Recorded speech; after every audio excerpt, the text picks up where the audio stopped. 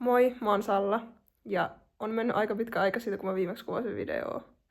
Mutta tässä on tapahtunut paljon.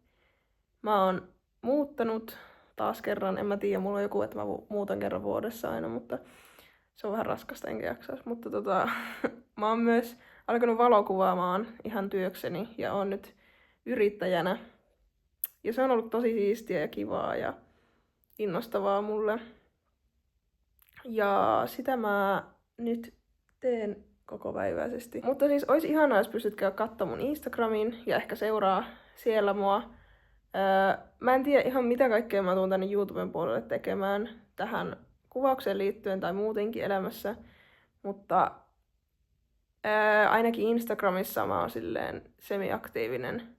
Mä tiedän, että mä jollain videolla sanoin, että mä en halua tehdä somea, mutta se on ihan sikavaikea olla tekemättä somea, jos sä yrität promota sun yritystä. Niin.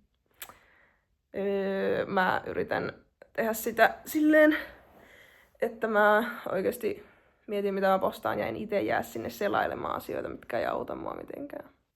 Mutta some voi olla myös tosi kiva ja semmonen ihan järkevä juttu. Siellä pitää vaan katsoa niitä asioita, mitkä on oikeasti järkeviä.